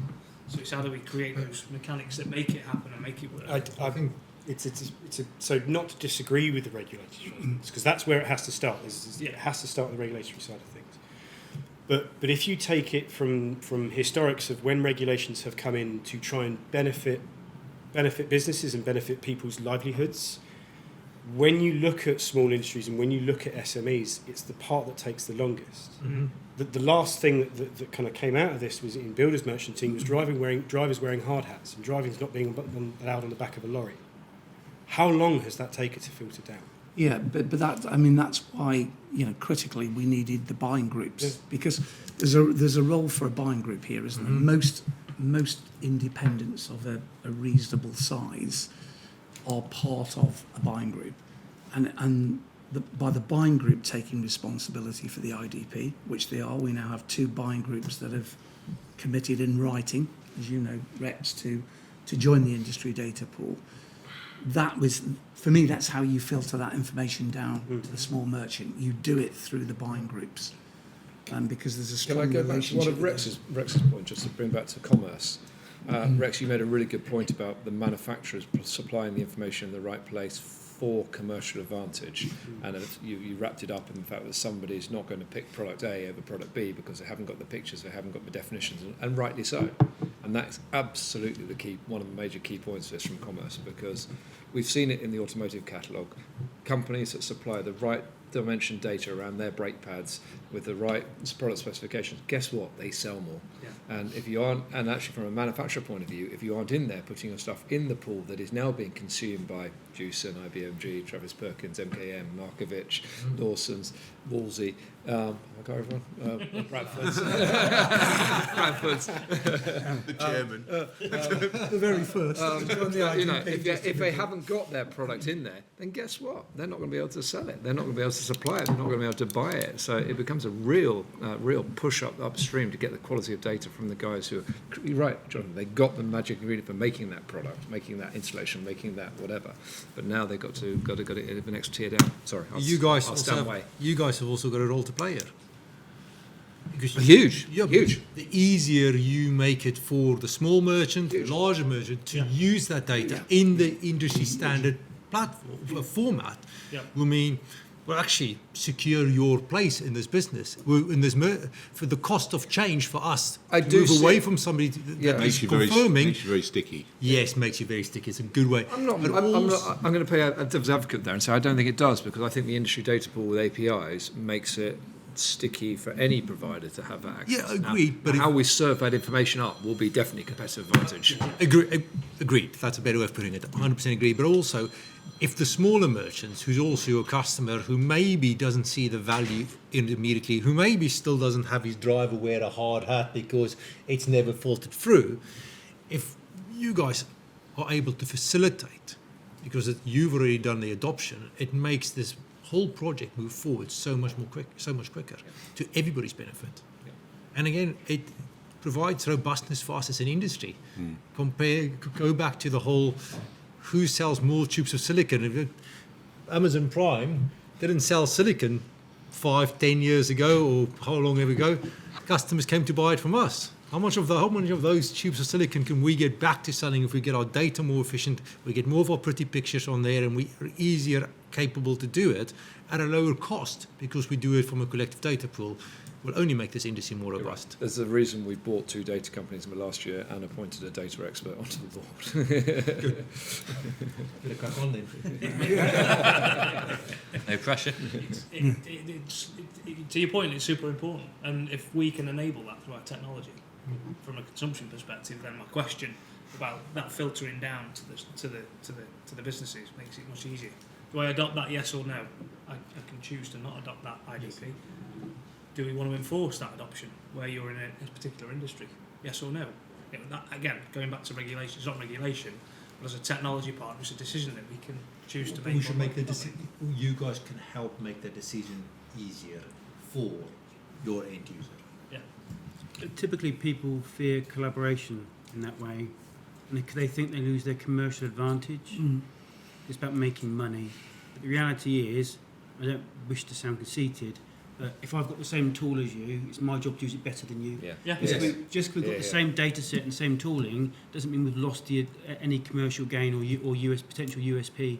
It's what you do with it that matters. Absolutely. A hammer is still a hammer. Exactly. Excuse me? Okay, moving on. Data insights. What is the importance of having the right data insights? Performance benchmarking, understanding customer preferences, predictive intelligence. How do these give you an edge?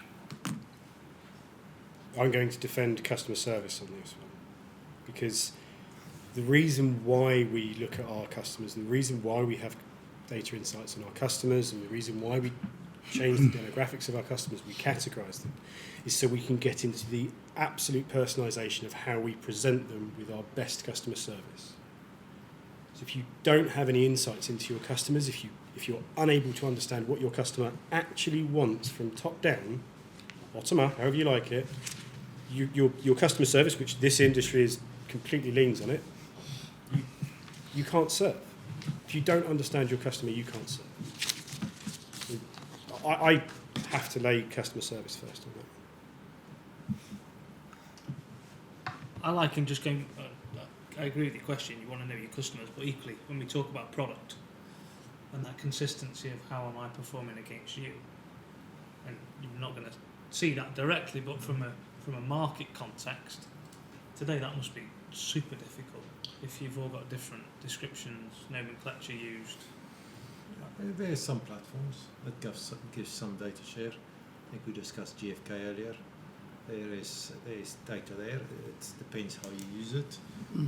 Depends on the quality of the data you supply, because we've got different unit of measures. Some of us sell the bricks as thousands or as each. All those fish-like variances means that it means something different, but over a period of time there is trending in there, and there's some trending that we definitely find useful and change stocking profiles and stuff from there. So there's information. Again, how we use it is interesting. Again, I think Jonathan made the point about your own data earlier. And I think a lot of the trending and insight is sometimes about our own data. We don't understand the insights. Well, I hope we do. I hope it's you guys who don't. But it takes us a lot of time and costs us a lot of money to interpret our own data to make better decisions. Where that whole, again, that's why I go back to the iterative learning processes should be much quicker and much more. We should be able to act on those decisions or those insights rapidly, where it takes us 3 months to act on something that we did 3 months ago that we could have had advantage on immediately, or stopped us from going down the wrong path. Data insights for us are critical. It's not just from ERP data, your business data, your sales transactional data. It's other data feeds that I would love vendors such as yourself to pull in, suck in. So I was speaking with John earlier that for the last 5+ years, when we do our kind of forecasting, trending, reporting, we've got rainfall. We're trending against the seasonality. Most people do anyway. You'll do that as basics for like IP&O for replenishment. But rainfall is something we track against, because actually you might beat yourself up. We're very critical. We have a lot of fun, Bradford, but we're also very critical as a leadership team. We look at what we could have done better. We're quite reflective. But sometimes you don't need to beat yourself up because you couldn't have done any more. If it's been raining the whole of April, guess what? Your sales will be down. And so we actually pull all that information in. So I would love vendors to actually do some of the hard graft for us and be pulling that into ERP, and then I can just use my BI to report against that. At the moment, we do that off system, good old Excel, which everyone knows on my work group I hate. But that's where it's done at the moment. So it's done outside of system, just so we can report it to the board and with the business and understand. I would love the data insights to use more than just my transactional information, for the vendors to pull that in for me, knowing that in our industry it's important. Just one more point on this particular subject. It's a question, really. If you could inject business data into your technology solution, is that worthwhile or not? Just said it is. Well, that's what Jonathan just said, you know. It's exactly it is worthwhile. But generally around the table, does everyone agree with what Jonathan said? And I think we're really bad at it as an industry. I mean, we spoke a few minutes ago about being bad about just getting standard data. We're really bad at that, and that's going to change, and that's absolutely a path to change. But you know, there's an issue in the Suez Canal. How's that going to affect the supply chain of stuff out of lead times? There's a CO2 factory gone up in flames in Eastern Europe. How's that going to? It affects these edge cases. Affect the whole supply chain. Affect everything. There is some work going on in the Construction Leadership Council, as you would expect, looking at those type of issues. So, for example, Trump tariffs, the impact of Trump's tariffs on our sector in the UK. So, so some of that work is taking place, but it's at a very high level, horizon scanning base. Then, in this kind of open forum, we do need some of our suppliers here as well. We do need better engagement from some of our suppliers. Yeah. We do find out the day before the delivery from some very big suppliers, we're out of stock. They need to want to be on the same journey with us, and we need to help them. So some of them should understand the benefit, and some of them might need a nudge. I think the biggest shock for me coming into this industry, and particularly being involved with the industry data pool over the last couple of years, is the quality of manufacturer data, even from some of the really big names in this industry, who you would expect the very basic data to be there. It's just, unbelievable. Some of the big ones are the worst ones. I know, it's absolutely, but even things like imagery, of their products isn't there. And again, I come from the sort of retail sector. I came into this industry from a different industry where we were dealing with the likes of Tesco and John Lewis.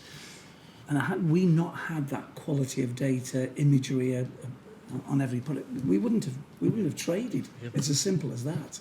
So how some of these suppliers are trading without some of the most basic information. I think I liken it to your security point on the smaller businesses, because they don't need to think about it, they don't care about it. As a manufacturer, I make stuff and I send it on a truck or whatever mode of transport, and it gets there, and that's all I care about. But the data side of things, they maybe don't understand the context of the importance for you and what that means for your end customer, because you are their customer and all they care about is getting that stuff to you. So, but Pierre, we were having this conversation over lunch about you almost need to, particularly you as larger merchants, almost need to force that situation and say, we will not transact with you if you cannot at least fulfil the basic data requirements, which are these. So, well, it sounds like, John, some of that might come through regulation. You know, if you can't fulfil these basic safety informations or fitting informations, or come down through regulation. I could sit in the corner and you could defend the suppliers in terms of from using your exact point there is demand. So we're saying suppliers weren't giving it to us. How long have we been asking about it? Where is the demand? But also, if we're asking for it in inconsistent formats, that's what it's then aggregated demand. It's frustration from their point of view that again, back to my, Jewsons want it this way, TP want it that way, Wolseley want it that way. Just give them what we've got, rather than what they necessarily need. Regulation does drive things, but I think a code of conduct or a point of connection or a governance framework that says these are the minimum, regardless of regulation, these are the minimum standards that we as an industry expect. And you will demand. You'll be doing that through IDP. Yeah, that's the IDP. That is exactly what we're saying. But then it's kind of how does that then waterfall down to the experience of the end user, you guys, when something isn't populated, where actually it would be nice to have, or the inconsistency of. So I do think there's something in the whole how they understand the consumability of understanding the stock. How we get that to waterfall down. So I also think that there's probably a point here where the merchants need to be less demanding on a point of I want it in this format. Yeah. We take whatever format the supplier will give us and we fit that to how we want. So they will give it us in a PDF, in an Excel spreadsheet, in however they choose to do it. Some will have images, some won't, and then we have to convert that into a format that we can upload that to our systems, and potentially that might be a bit of a change for your big boys, your Eustons, whatever, that actually they just need to accept it in however the supplier has it. I disagree. I fundamentally disagree. I say the more you help them out, the more you give them a crutch and you give them a way out. Yeah. We either get together and we demand it, that's the way it is.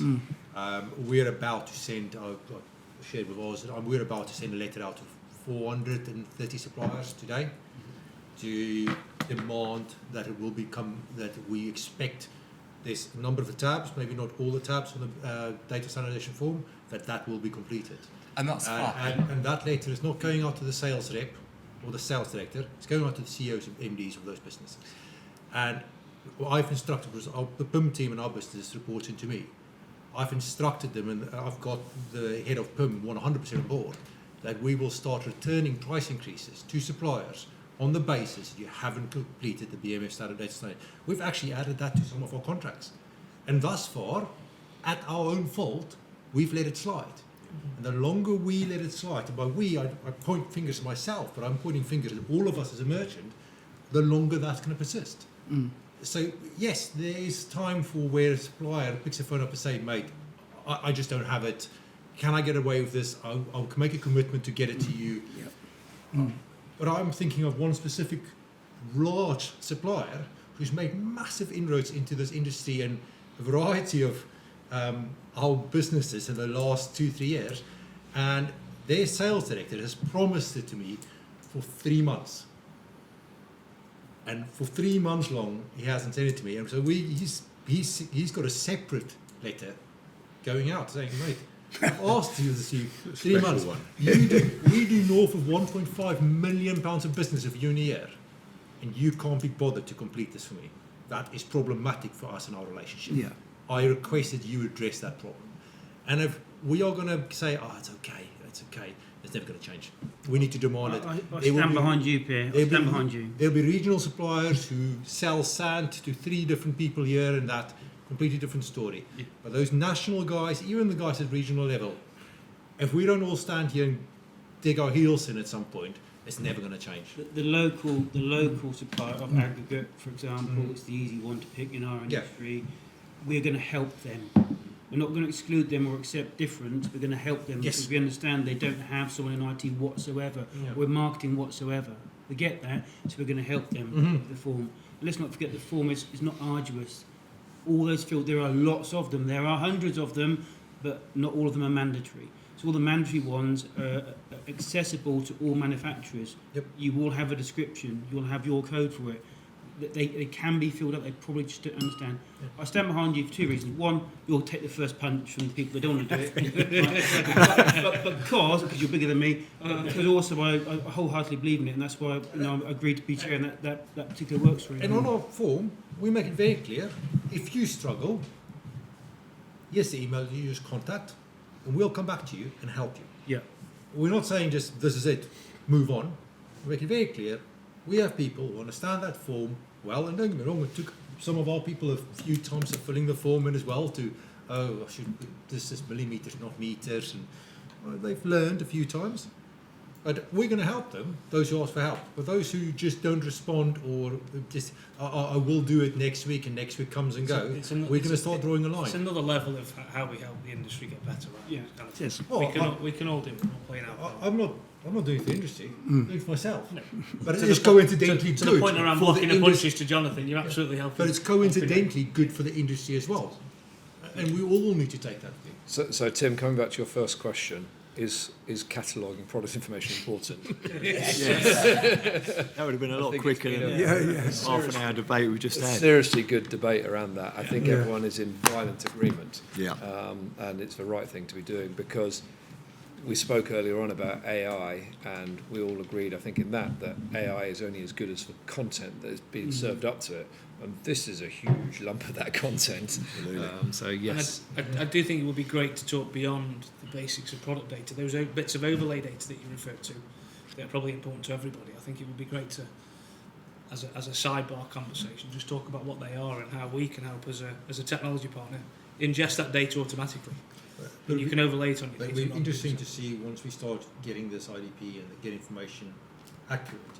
Go back to my example of bricks. I say I sold 0.05 of 1,000 of bricks. You say you sold 50 bricks. If we get some of those data standardization more consistent, how the feedback and the trending of the wider industry will become so much more valuable to us. Again, it's going to be your choice. It's tools. Yeah. It's your decision how much you use it or not. Yeah. And that's where the competitive advantage should come from. All these things layered, where I think product data, I was shocked when I moved from South Africa to the UK, coming from a third world country. And I thought I was going to move to the UK and I'm going to learn all I worked in the merchant industry in South Africa, okay? So I worked in the merchant industry. I'm going to move to the UK and I'm going to learn all these things. And the first time I saw a price increase came through, I went, that's surely just the notification, yes? Oh, no, that's the price increase. I was blown away by how... Sorry? For the previous month. I was like, probably for 30 days late. I was blown away about how poor the data quality was in that transaction between the merchant and the supplier. When in South Africa, the business I worked for, it was absolute. That's how it looks. That's how it works. This is our documentation. We promise some consistency to you, and we expect consistency back. Right. Thank you. That's really interesting. Data. I get quite busy about the data. We have a It's much better to have that one. Right. Okay. So You can come over. stay with us. Interoperability. Interoperability and integration of systems. It's easy for you to say. I know. Where does this play a key role, and why? and then there's 6 subplots to this. Streamlined operations and automation. I think we can just say disagree and agree with these. Real-time data and better decision-making and enhanced customer experience, scalability and agility, cost savings, regulatory compliance and reporting. So how key are those as far as integration of systems? One missing on there, which I want to go back to the earlier topic actually, is around security.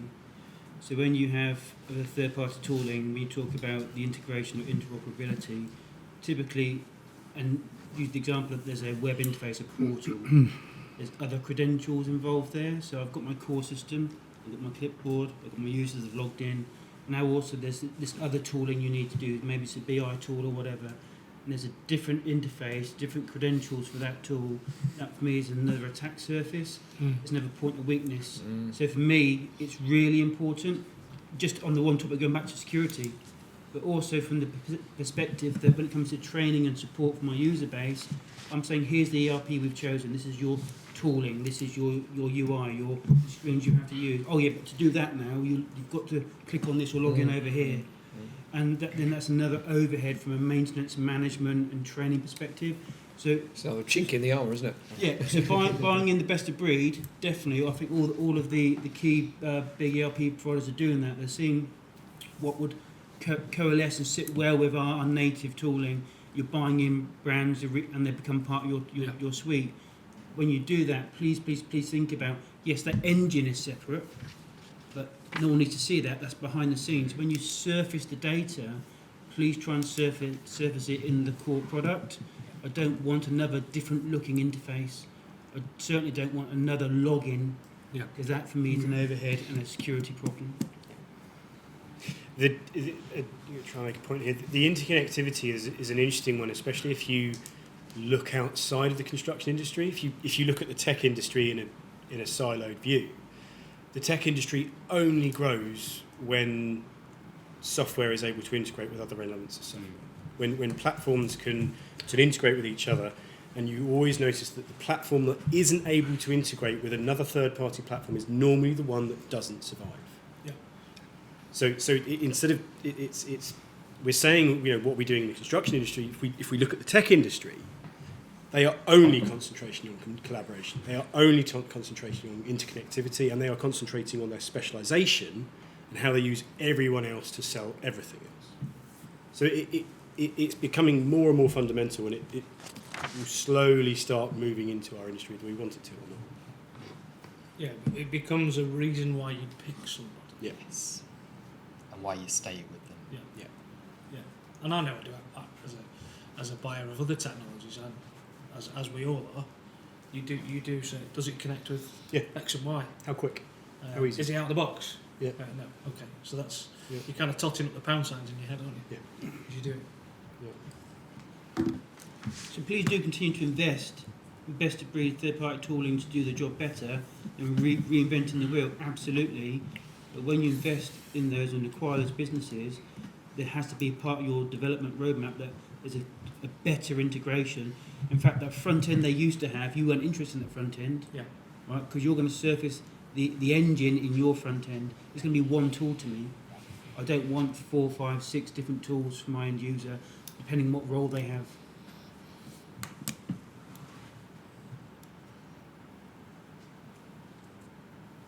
Wow, silence. First time in 2 hours. Oh, okay. Right, there were 2 other questions. I think the sustainability one is opening a whole can of worms, so I think we'll leave that one. James, do you want to go and have a quick look at cloud transition? Yeah, can do.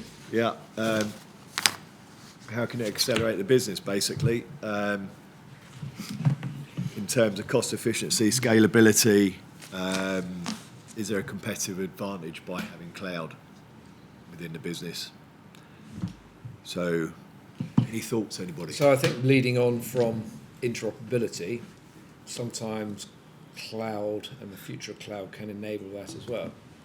We touched on earlier on benefits and goodness of running your own ecosystem or using a third party to run it or being in a generic cloud space, but certainly interoperability between systems when they are in one central place or have the capability in one central place should be easier on paper. should be easier on paper.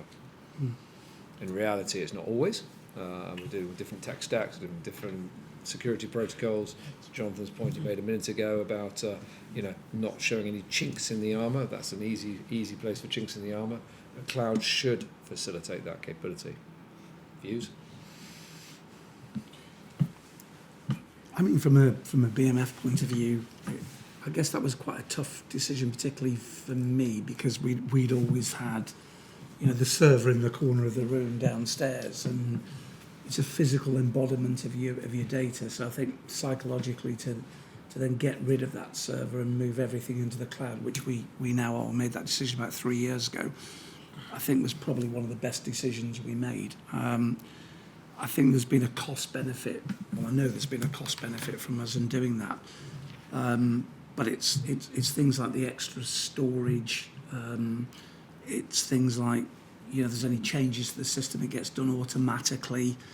We haven't have to sort of buy and install separate devices. So obviously data integrity is really important to us as well, because we hold a lot of data on you guys. We have 1,020 member companies. We hold quite confidential information. So data integrity is critical to us as a trade association. But just speaking from a personal point of view, if you're like somebody that's gone through that mental transition of how do you move away from having that physical presence in the building to this ethereal cloud-based system, it's been the best decision we made. And I think in this epoch of 10 years, we're in a choice where lots of places do allow cloud or could do it another way. I think if we're sitting here in 10 years' time, it won't even be a topic on the conversation. It won't even be on the table, because the only way you'll be able to consume that service will be delivered to you. I don't go to Mark Zuckerberg and say I really like Facebook. Actually, I'd quite like it if I could just have my own instance I can control. I want to use that service of those things. So, and I think we're a long way down that curve, and maybe us as tech providers have been too kind, maybe, or too collaborative, and too sort of not wanting to upset the status quo. But certainly for us as technology providers, all systems we are innovating and writing today, you can only consume from the cloud. We have no choice. ERP1 or K8 as it's branded, we have a choice today. But the ePod solution we have out there, you're not going to glue together the different components of the gateway server to the route optimization, the actual tech stack itself, the database layer behind it. There's just not an offering to piece that together outside of the cloud. So it just gets sold. And I think we'll see that we're way past that tipping point in industry's mind. And I think we'll see that more and more going forward. We haven't spoken about sustainable and environmental, but moving to the cloud is good for the environmental agenda as well, isn't it? Or not? I'd probably keep away from that one. I do think it as a supplier and a consumer of suppliers, you do look at cloud-based technology and say, well, it is sustainable because they use sustainable powering methods. Yes, they might consume more, which might mean they might chew up a field or so to put some solar panels on or put some wind turbines in the sea. But in the back end, you've got to realise that it is utilising sustainable power, which is good for us from an emissions perspective. Until you start looking at the amount of water it consumes. Yeah. It doesn't consume the water, it just uses the water. But on the whole, when you take things into consideration like compute power, you share the compute power, so therefore it is more sustainable than having your own hardware. As a matter of interest, how many businesses are cloud based here versus? I've been for 15 years. Yeah. And I irritate James. Obviously, more of it's on. We're mixed, so I was going to say you have to start from wherever you're starting from, and some of our legacy systems just don't lend themselves to move into the cloud. So until such times as we've moved away from those, we can't complete the cloud journey, as you want to say. We moved all of our communications platforms into the cloud a lot of years ago. There are some things that we as a business just prefer having on premise. It's given us advantages when other providers have gone down. It's not always the right decision, but you've got to trust somebody at some point, and I think that's the decision that certainly my directors took when we made the decision we were going to stay on-prem with Kerridge, for example. I think your leap of faith that you took, John, 3 years ago to say, well, we're heading to SaaS, everything needs to be in the cloud. That's a key decision point for an organisation, because if you're stuck in that hybrid world, which a lot of people will be for a while, unless you've got that mantra of the next time it comes up for whatever, it's got to move. But if you haven't got that mantra from the top, you've then got lots of optionality to go, we'll just carry it on, it's less work that we have to do. So do you see that in your own businesses? Is that a mantra that is shared and aired, or is it something that you just get an option on? I guess all the time you've got, like we've got services from 2 data centres in the UK sort of thing. So all the time they're there. If someone goes, do we really need to do that? Because we can leave it on-prem for now, because we can't go fully cloud because of this core legacy system. If that's the last thing you've got, and that's up for renewal, and it's obvious to go to the cloud, where you're going to make that final step, aren't you, sort of type thing, and save yourself a bunch of money. But if you try and do it too soon, if you've got some of those challenges, you could end up spending more money or get something pretty imperformant if you.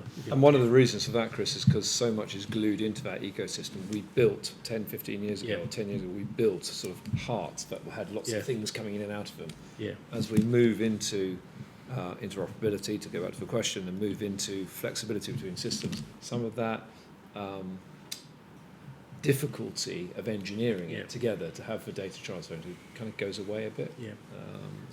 And maybe you don't mind me saying this, James, but I think, some of the industry providers like yourselves that leave too many older versions of systems available to use, you are creating an impediment to deliver that ultimate efficiency for the cloud for all, aren't you, sort of type thing? Because actually, if you could get us all to go where you'd like us to go, the efficiency you could bring to all of us, and the testing that you could do so that there's not so much of a burden on individual companies, would be a wonderful thing.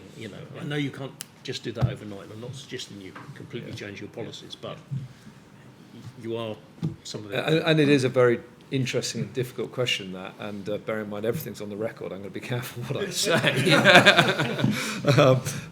But certainly our view is we always have what the future should be looking like, and that capability. And then every business, every branch, every component of the industry is at a different level of the journey to what the latest and the best is. We're all on a journey. Okay, I just think it'd be a good idea as a conclusion just to ask all of you your key takeaway from this debate. It's all about how the industry is moving forward as far as digital is concerned. We need more debates like this, I think, to get it out in the open. And hopefully that will be shared when we do the report. It will go to a lot of people, go to all our readers, go to the BMF, go to Clipboard. So to summarise, can people give me their idea of helpfulness of something like this, and how successful you think it's been as to try and raise the profile of the importance of digitisation across the industry? I don't think you should look at it as a success. I think you should look at it as a necessity that you continuously do. Yeah. Because you can't judge it off one thing. We're not going to walk out of this room and go, it's a complete success, everything's happened, brilliant. But if we look at it in terms of the drum has to be beaten continuously. I think the big thing that's probably come out of it for me is that largely we're on the same page. Everybody that's in here largely has the same views, the same thoughts on matters. There's nuances that are different, but by and large, we all agree that things have got to change. We've got the same challenges. Yeah, exactly. That's it. We just need to take the right steps, or nudges in the right direction. And I think, you'd expect me to say this, but I think the big step is the industry data pool. It's a huge step forward for this industry, to move it on a generation. So certainly for the likes of Wolseley and Stark that we've not had those detailed conversations with. Obviously, we've got people who are very committed to moving in this direction. We'd ask for your support in whatever format you feel is the appropriate support, because this is going to revolutionise this industry. And I think I want to be able to also to go back to government and show them what our sector, building materials, is doing towards getting towards that golden thread. And I think we're not going to be there for a long time, but this is one step on the journey towards the golden thread, and that will be received very, very well at government level. We're not going to stop asking either. No. That's a point. Say it again, right, sorry. We're not going to stop asking. No. It's that drum. It's that continuous. It's continuously asking, continuously asking. And Pierre's email, that he talked about is absolutely the right way. It's got to be driven by the merchants saying, look, guys, we need to change this. We've accepted moderation for too long. You need to supply the information in this format, otherwise you will not trade, you will not transact with us as a business. That has to be the key message for me. You've got an action to email that as a template to all of us to be able to use. Yeah, Well crafted. Well, no, it's gone through AI. So, My excuse is English is my third language, so that's my. I take comfort from this session.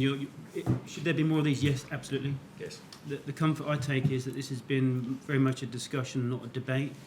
There's been little challenge. It seems like there's an open door.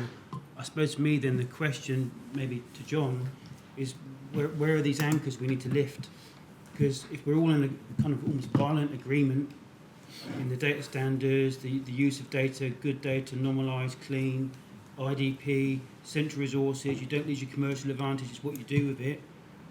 Why is it taking so long? I know this in 15 years, but I know things take a long time. But I still have to ask the question, why? I always say this industry, I mean, it's huge as well. You don't underestimate the size. Our members turn over 55 billion. So it's a super tanker. It's a bit like diversity, inclusion, sustainability, all those issues. Why don't we move quicker? The point is, it's difficult to move the super tanker, but as long as the super tanker is moving and edging towards the right direction, which I absolutely believe it is, then that's the most important thing. Of course, we'd like to do it faster, but as long as we're all moving in the same direction, that's important. I think I've taken great value out of today, so thank you very much for participation. Some of the snippets and anchors that you're talking about and tactics that you're using to make things better, sharing those has just been fabulous to see, because to your point, Jonathan, we're not sat here going, you're wrong. It's a discussion, and you take some really valuable insights about what others are doing. And it isn't a secret sauce.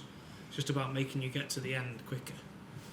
The secret sauce is what you do in your business, how you service your customers, not the things that we've talked about today. And I think we should take away from, I personally take away from that, it's okay to share the topics that we have talked about. And we should continue to do that and do it more often. It's really valuable. Maybe also you need some of the suppliers. I think that was your point, Pierre, wasn't it? That we should have some of the key suppliers here, because it'd be quite interesting to hear from them, particularly if they're being criticised about the quality of their data. And specifically some of these bigger suppliers, which proves to be challenging. I think with the IDP kicking off now, we'll have better visibility, because I regularly speak to suppliers and say, our Bradford's already asked me for this. So there are suppliers who've got it. It'd be interesting to hear if it's suppliers, or some suppliers still think they've filled in a secret document for me. I go, no, you can share this with everybody. Are you sure? It just there's still that journey, but standardisation is the word. Yeah, and we make the point in the letter. I said to John, I'll share a copy of John.